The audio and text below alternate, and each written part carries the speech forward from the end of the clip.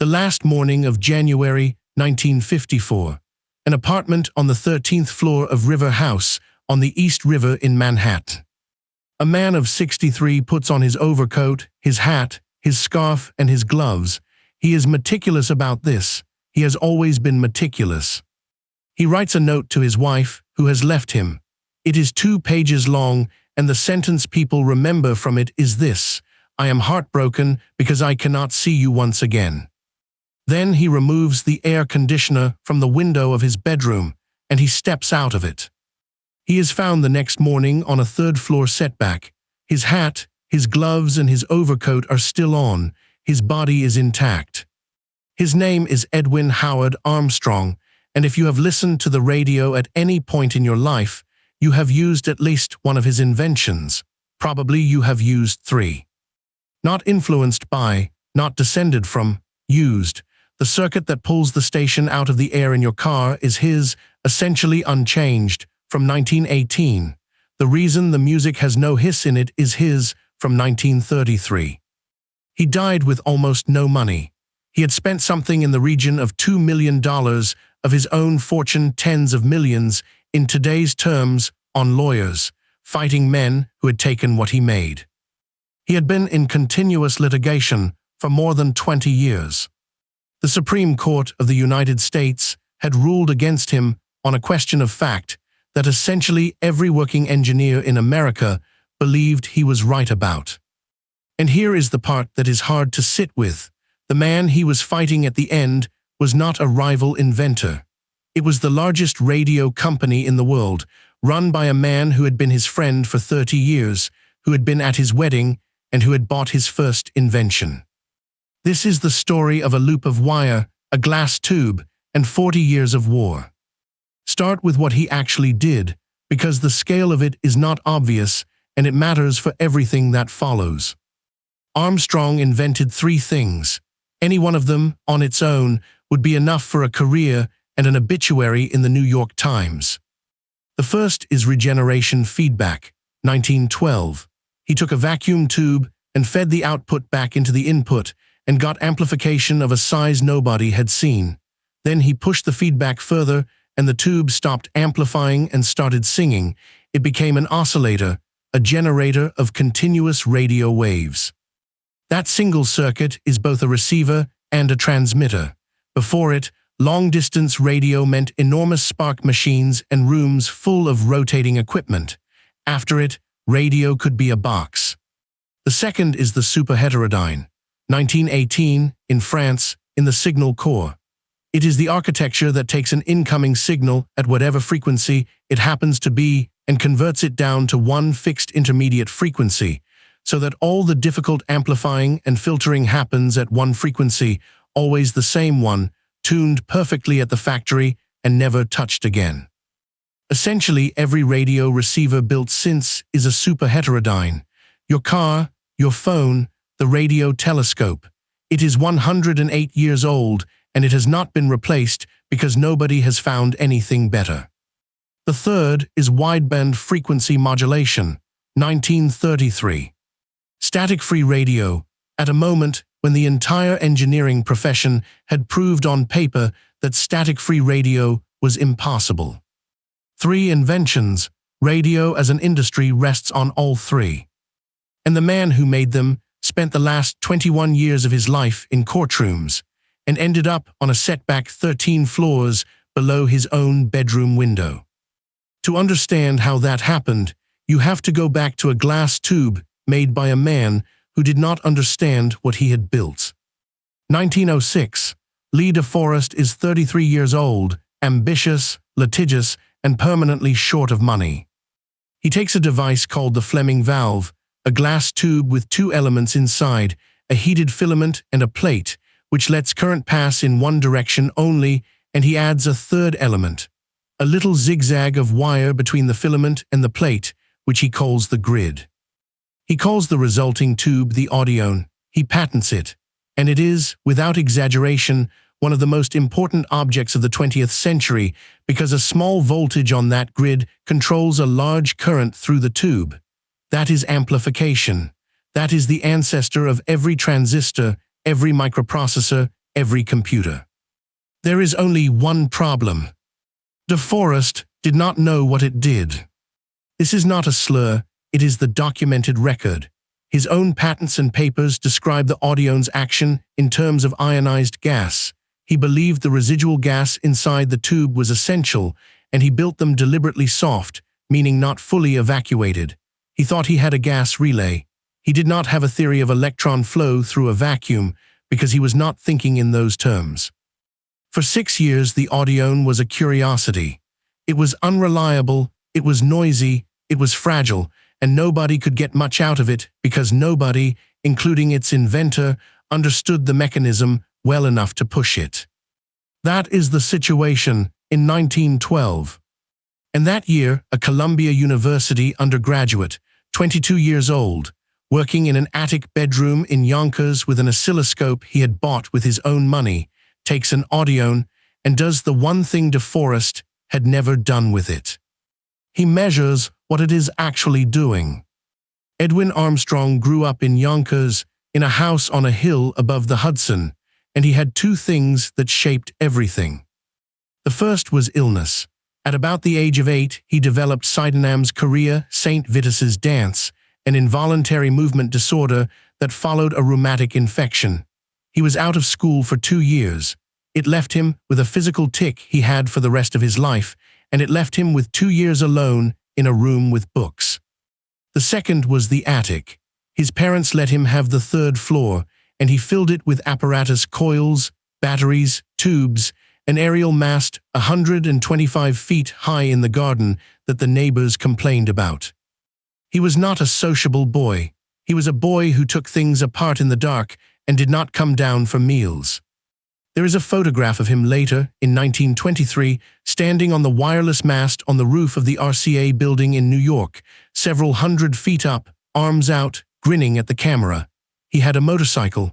He drove it fast. He liked heights, and he liked speed, and he liked doing things that made other people nervous. That is the same man who, in September of 1912, sitting in that attic, wired an audione with a feedback path from the plate circuit back to the grid circuit and turned it on. The signals came up, then they came up more.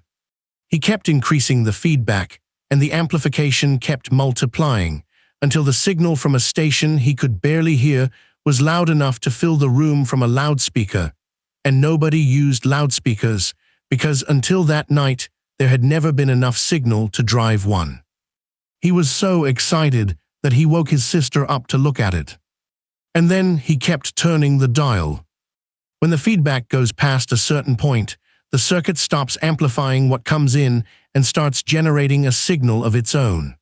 The tube begins to oscillate, producing a continuous, pure radio wave at whatever frequency the circuit is tuned to. Armstrong understood immediately what that meant, and it is the reason he matters more than the man who made the tube. Before this, generating radio waves for transmission meant brute force. Spark gaps, which throw out a broad, dirty smear of energy across the spectrum, or Alexanderson alternators, rotating machines the size of a locomotive, spinning at thousands of revolutions a minute, built by General Electric, weighing tons, costing a fortune.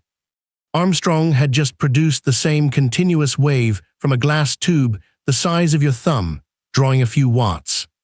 One circuit, in 2 different states, was the entire future of radio, a receiver sensitive enough to hear across an ocean and a transmitter clean enough to carry a voice. He knew what he had. He was also a 22-year-old student with no money, and a patent application cost money he did not have. So he did something careful.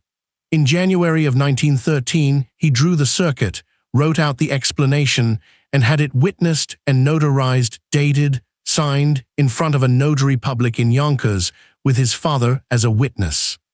That notarized drawing became, years later, one of the most examined pieces of paper in the history of American patent law. He filed the following year. The patent was granted in 1914. And within months, De Forest filed claims of his own, saying that he had discovered the same effect first. The war had started, and it would outlive both of them. It is worth putting numbers on what that circuit did to the world, because the change was not gradual. In 1920, there were essentially no broadcast stations in the United States. Radio was point-to-point ships, the military, telegraph companies sending messages between fixed stations. It was a business of operators sending code. By 1922, there were around 500 licensed broadcast stations.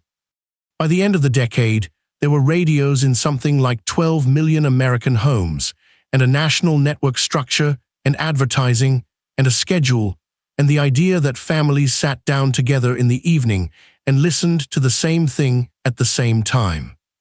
That whole industry stands on being able to build a receiver sensitive enough to be useful in a house with a short aerial, and a transmitter that produces a clean continuous wave rather than a spark. Both of those are the same circuit in its two states. There is a straight line from a 22-year-old turning a dial too far in a Yonkers attic to the entire concept of broadcasting. And there is a second line, less obvious, that runs from the same circuit to everything after it. The vacuum tube amplifier that Armstrong made practical is the direct ancestor of the transistor, which is the direct ancestor of the integrated circuit.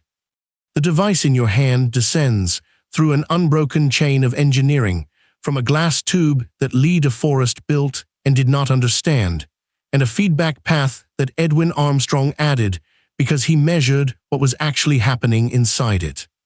Which is why the question of who invented regeneration was worth 20 years of litigation. It was not a small circuit, it was the hinge. It is worth being fair to DeForest here, because the story is usually told with a villain, and it is more uncomfortable than that. DeForest did keep notebooks. There is an entry from August of 1912, before Armstrong's demonstration, in which he records an experiment with a feedback arrangement that produced a howl in the telephone receiver. The question the court spent 20 years on is what that entry means. Armstrong's side argued that a howl in a receiver is a nuisance every experimenter has heard, and that DeForest recorded it as a fault, did not recognize it as oscillation, did not understand it, and did nothing with it for 2 years. Understanding, they argued, is the invention. DeForest's side argued that the date on the paper is the date on the paper. The litigation ran through the 1920s in a series of suits and appeals, and it went both ways more than once. Lower courts found for Armstrong, then found for DeForest, then for Armstrong again. In the middle of this, something else was happening, which is that Armstrong sold his regeneration patent, and the money was extraordinary. Westinghouse bought rights for a figure reported at over $300,000 in 1920, about $5 million today, and there were other payments. By his early 30s, Armstrong was, in the most literal sense, a self-made millionaire from a single circuit he had drawn in an attic. He bought a Hispano-Suiza. He married Marion in Nice, who was David Sarnoff's secretary, and gave her the first portable superheterodyne radio ever built as a wedding present. There is a photograph of them with it on a beach. He had money, a reputation, and the most powerful company in radio as a partner. And in France, in 1918, he had already invented the thing that outlasted all of it. Armstrong joined the Signal Corps in 1917 and went to Paris as a captain, working on radio for the army. The military problem he was handed was this. The Germans were experimenting with very high-frequency transmissions, and the Allies wanted to detect them. But at high frequencies, the tubes of the day amplified poorly, and building a receiver that would tune across a wide range and stay sensitive and selective at every point on the dial was, in practical terms, not achievable. Armstrong's answer is one of those ideas that reorganizes a whole field. Do not try to build a good amplifier at every frequency. Build one superb amplifier at one single frequency, and then convert whatever you want to listen to down to that frequency before it gets there. You do that by mixing the incoming signal with a locally generated wave from an oscillator, the same tube oscillation he had discovered in the attic, and taking the difference between the two. change the local oscillator, and any station you like arrives at the same fixed intermediate frequency, where the fixed, factory-tuned, extremely good amplifier is waiting for it. Tuning a radio stops being a compromise. It becomes a single knob that changes one oscillator. That is the superheterodyne, and it is why radios got cheap, why they got good, and why a child can operate one.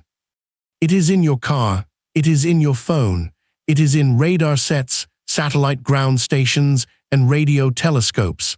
108 years later, there is no serious competitor to the architecture. He sold it to Westinghouse as well, and later RCA acquired the rights, and it made him richer still. By 1922, Edwin Armstrong was the most successful inventor in American radio, and his closest business relationship was with a man who had come out of a telegraph office in Lower Manhattan. David Sarnoff was born in a village in what is now Belarus, came to New York as a boy, and started at the Marconi Company as an office boy at the age of 15. He was not an engineer. He was something rarer and, commercially, more dangerous. A man who could see what a technology was going to become before the people who built it did. He met Armstrong in 1913, when Armstrong was demonstrating the regenerative receiver, and the two of them sat up all night at the Marconi station at Belmar, New Jersey, pulling in stations from across the Atlantic that nobody had been able to hear. Sarnoff never forgot it. Armstrong never forgot it either.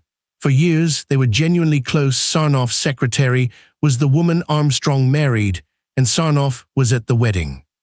By the 1920s, Sarnoff was running the Radio Corporation of America, and RCA was becoming the most powerful company in the industry. It manufactured the sets.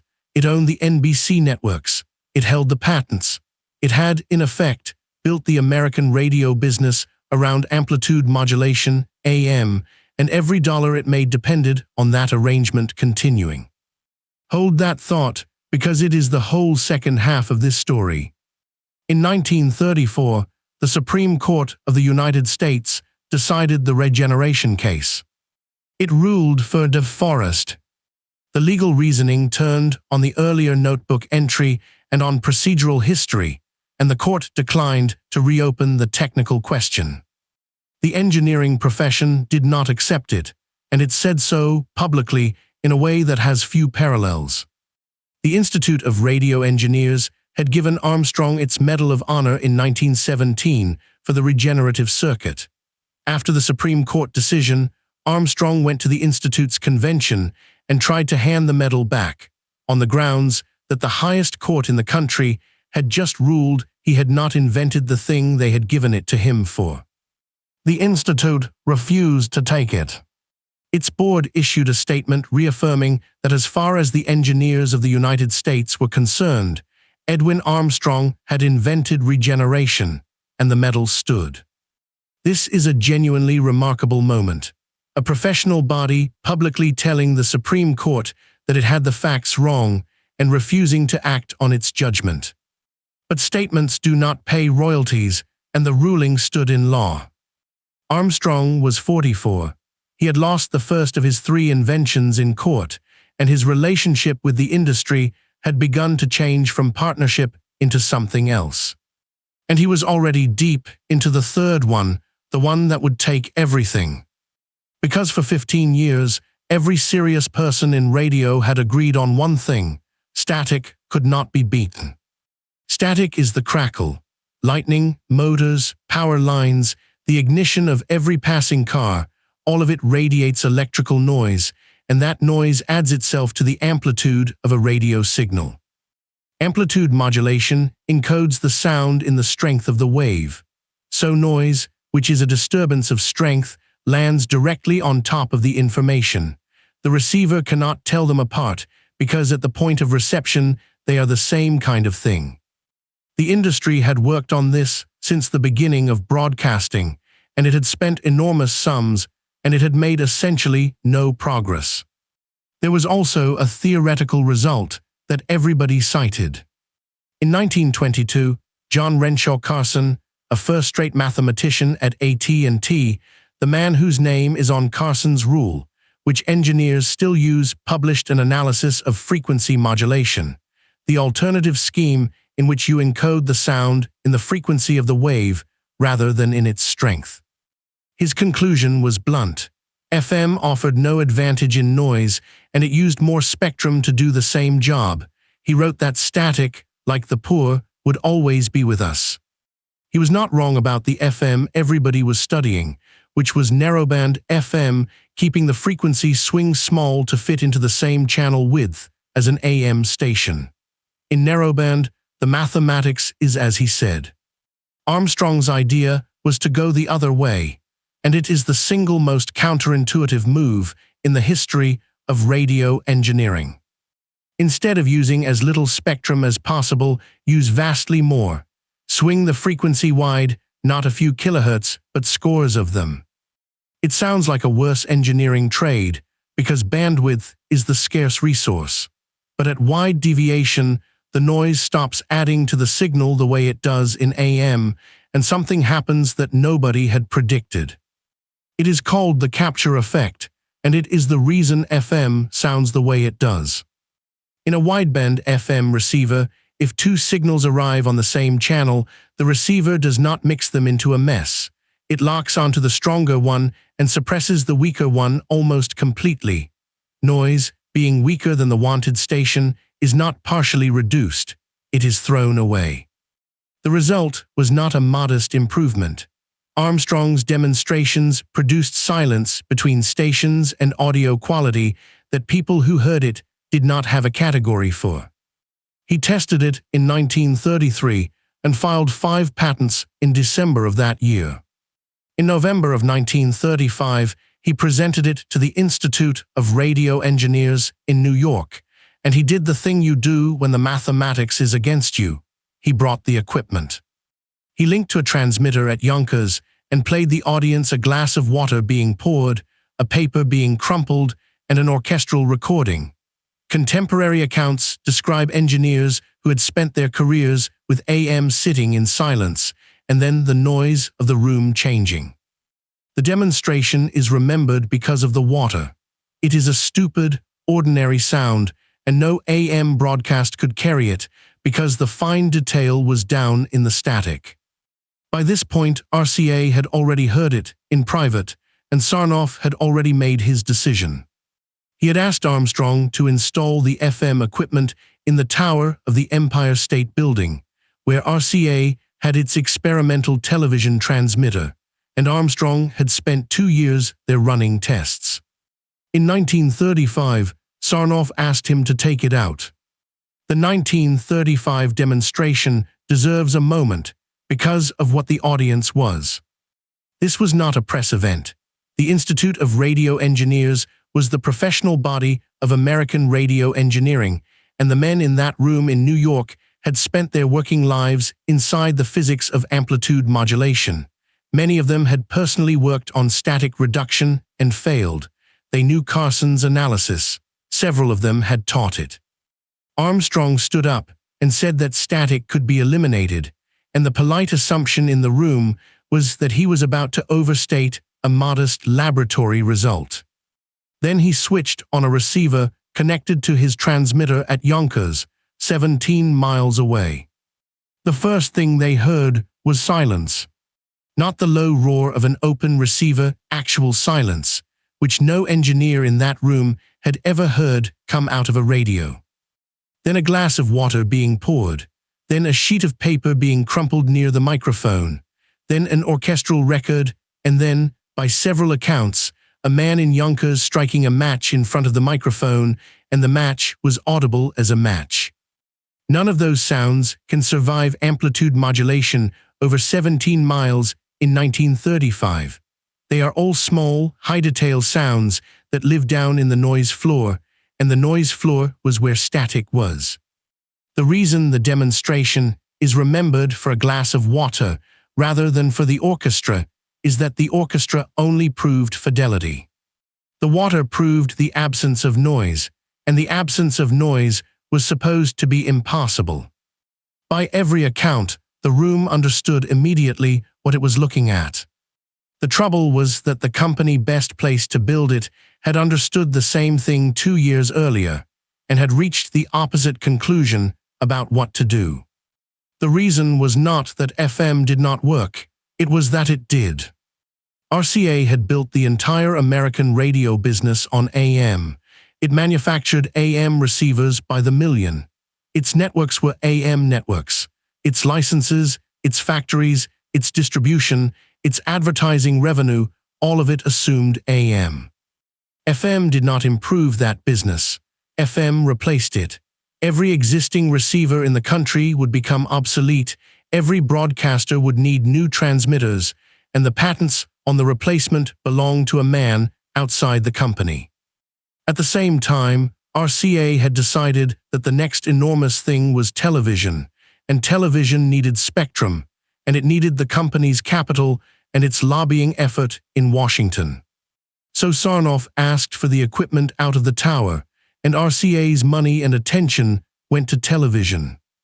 This was not, on its own, a crime. It was a commercial judgment, and companies make them. What happened next is where it becomes something else. Armstrong did not sell FM to somebody else and retire. He decided to prove it by building it himself. He bought land at Alpine, New Jersey, on the Palisades above the Hudson, and put up a 400-foot tower of his own, and built station W2XMN, and paid for all of it out of his own pocket, a sum in the region of $300,000 of 1930s money. It went on the air in 1939. It was the first FM station in the world. And within 2 years, a network of independent FM stations was growing up the eastern seaboard. Licenses were being issued, and 500,000 FM receivers had been sold. Then the United States went to war, and Armstrong did something that tells you exactly who he was. He gave it away. Armstrong granted the United States military a royalty-free license to his FM patents for the duration of the war. No fee. He was 51 years old, he had spent his own fortune building the station, and he handed the technology to the Army for nothing. The Army used it everywhere. The SCR-300 backpack radio, the thing everybody pictures when they think of a walkie-talkie, was FM. Tank radios were FM, because a tank is a moving box of ignition noise and electric motors, and AM was close to unusable inside one. Field commanders, who had been shouting through crackle for 20 years, found they could hear. By the end of the war, FM was proven at enormous scale, under the worst conditions anybody could arrange, and Armstrong had earned nothing from any of it. He was fine with that. By every account he considered it obvious. What he expected was that after the war, with the technology proven, the industry would adopt it, and he would be paid by the companies that used it commercially. In 1945, the Federal Communications Commission held hearings on the post-war allocation of the radio spectrum. And on the 27th of June, 1945, it moved the FM band. FM had been at 42 to 50 megahertz. The Commission moved it to 88 to 108 megahertz, where it is today. Everything already built stopped working. Every FM receiver in the United States, about 500,000 of them, became scrap metal. Every FM transmitter had to be rebuilt. Every station went off the air. The industry lost roughly a decade. It is worth being concrete about what the 1945 decision actually destroyed, because the FCC moved the band sounds administrative. There were around 50 FM stations operating in the United States, and several hundred more with licenses granted or applications in progress. There were roughly 500,000 FM receivers in American homes. There was a network, the Continental Network, relaying programs between FM stations up the eastern seaboard without telephone lines, because FM's quality was good enough to relay station to station off the air, which AM could not do. That was a functioning parallel broadcasting system, built in 6 years, largely by small independent operators who had backed Armstrong because they could not get AM licenses, and because the sound was better. On the 27th of June, 1945, all of it stopped being useful. Every receiver was now tuned to a band with nothing in it. Manufacturers had warehouses of sets that could not be sold. Stations had transmitters that had to be scrapped or rebuilt, and most of the independents did not have the capital to rebuild and simply died. Armstrong himself had to rebuild the Alpine station at his own expense again. The rebuilt FM industry took until the middle of the 1950s to get back to the number of stations it had before the move, and until the 1970s to overtake AM in listeners. That is the decade the decision cost, and it is a decade Armstrong did not have. His patents expired in the early 1950s. The technology became universal after they expired, which is the outcome that determined everything about the last years of his life. The Commission's stated reason was interference. There was a technical argument presented by a consultant that long-distance propagation caused by ionized layers in the upper atmosphere sporadic E would cause FM stations at the lower frequencies to interfere with each other across hundreds of miles. Armstrong disputed the analysis in detail, in public, at the hearings, with data. He believed the science was wrong and that the outcome had been arranged, and that RCA, which wanted the lower band for television, had got what it wanted. Here it is necessary to be careful, and I would rather be careful than exciting. What is documented and not in dispute, RCA argued for television in the lower band. The FCC moved FM up. The move destroyed the existing FM industry and the head start Armstrong had built. Television got what it needed. Historians of broadcasting have argued about the decision ever since, and a number of them consider the technical case for the move to have been weak. What is not documented is a proven corrupt arrangement. Armstrong believed there was one. He said so. It has never been established as fact, and I am not going to tell you it was, because the record does not support stating it as a fact. Either way, the effect on him was the same. He was 54 years old. His patents were running toward expiry. The industry that was now building FM into its products was, in his view, using his inventions without paying him. So in 1948, he sued the Radio Corporation of America. And that is the decision that killed him. The RCA suit was not one case. It became a war of attrition, and attrition was the point. RCA's position was that Armstrong's FM patents were invalid, or that RCA's own engineers had developed the relevant techniques independently. Its resources were effectively unlimited. Armstrong's were not, and the disparity was the strategy. The pretrial examination of Armstrong alone ran for more than a year. He was on the stand, being questioned for weeks at a time. Lawyers went through his notebooks line by line. His patents began expiring while the case ground on, which meant that even total victory would recover only past damages. He sued other manufacturers as well, and some of them settled, and the settlements were not large. The money went. He had made millions, and he spent them on lawyers.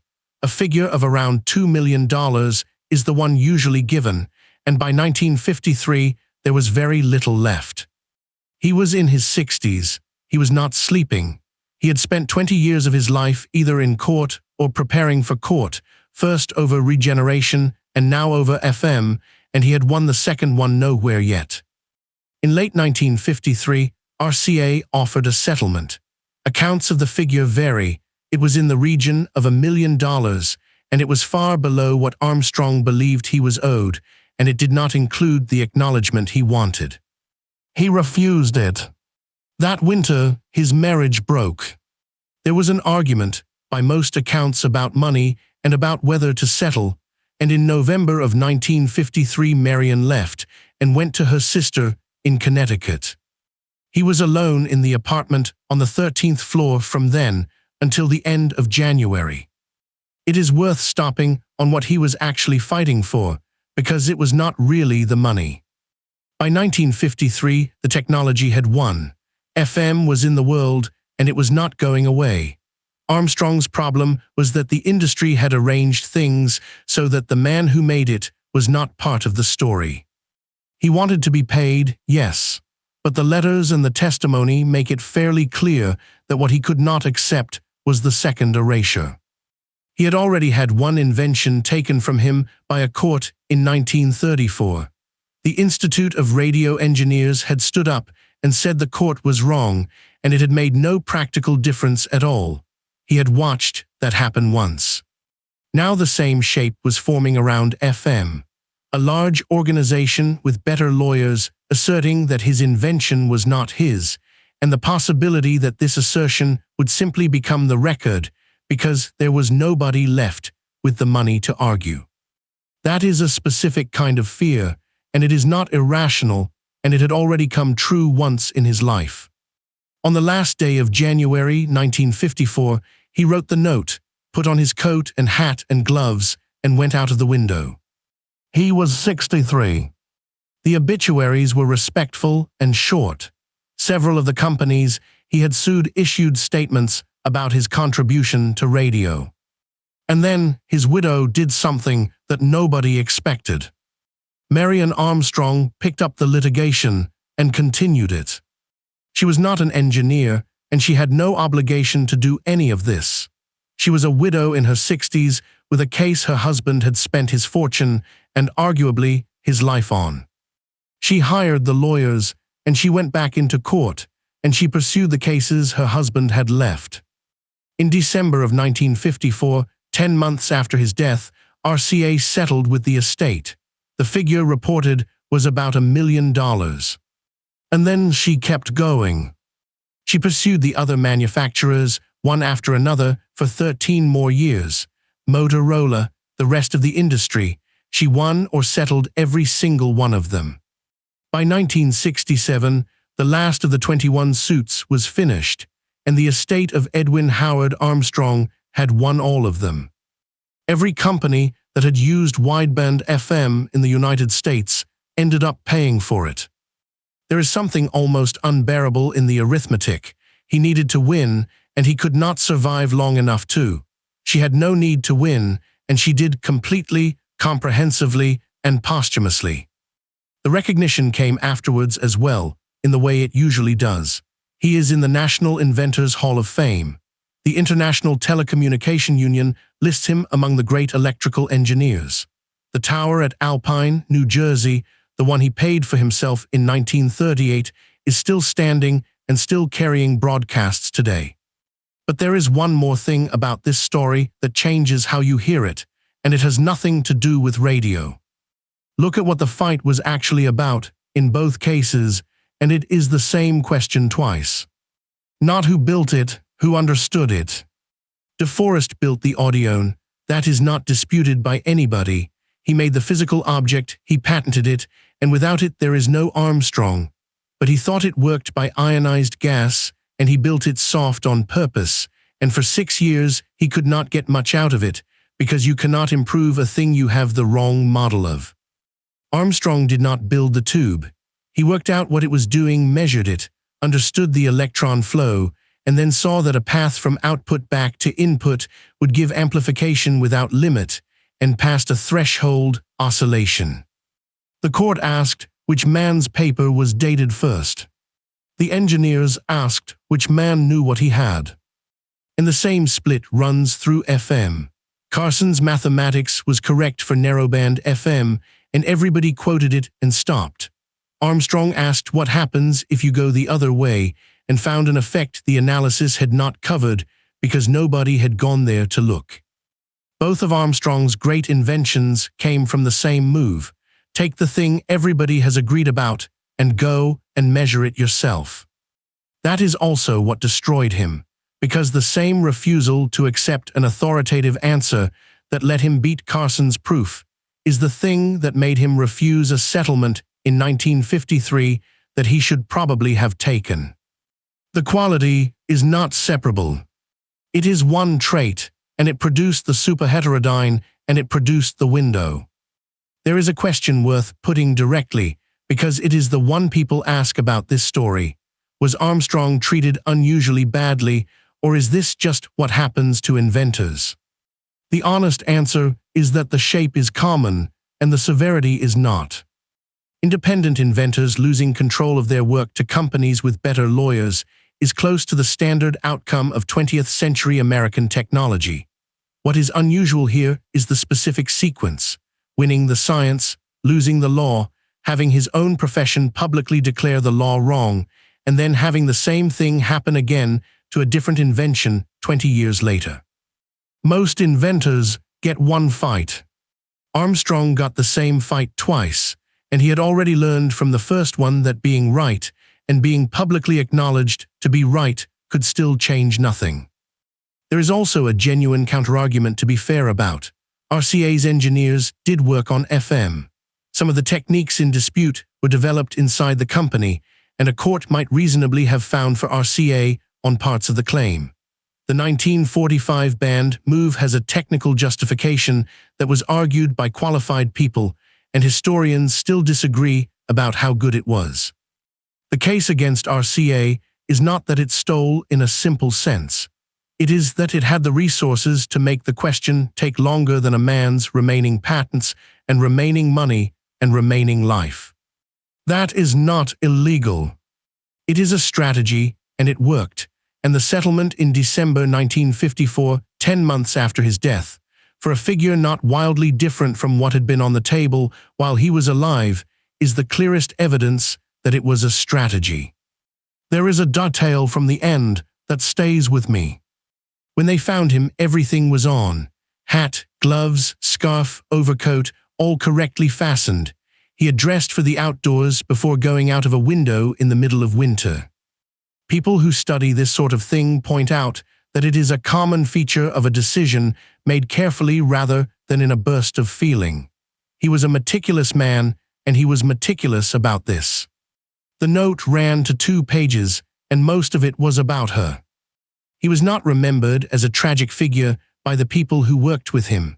He was remembered as somebody who climbed masts for fun, drove too fast, was very hard to argue with, and was almost always right.